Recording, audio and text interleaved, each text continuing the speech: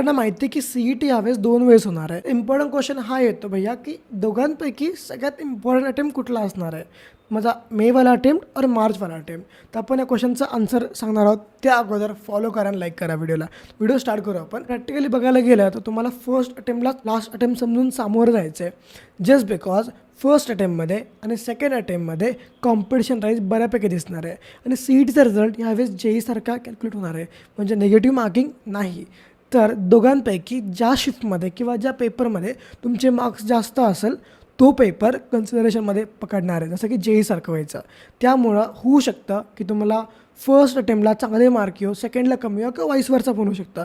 Because CET exam फक्त इंटेलेक्च्युअलपणाचा game नसून टायमिंगचा सुद्धा गेम आहे. तर कधी काय होऊ शकतं सांगता येत नाही. त्यामुळे फर्स्ट अटेम्प्टलाच तुम्ही फायनल अटेम्प्ट समजून जर प्रिपेअर केलं ना तर तुमच्याकडे एक अटेम्प्ट एक्स्ट्रा उरण. तर त्यामुळे याला एक अपॉर्च्युनिटी म्हणून जे लोक वापरेल ना त्या लोकांचा नक्की फायदा होणार आहे. जे लोक फर्स्ट अटेम्प्टला ट्रायल आणि सेकंड अटेम्प्टला जेन्युइन अटेम्प्ट समजून चालेल ना त्यांचं थोडंफार नुकसान होऊ शकतं. मग पहिल्या अटेम्प्टलाच तुम्ही तुमचा फायनल अटेम्प्ट समजून प्रिपेअर केलं ना तर गोष्टी खूप इझी पडेल.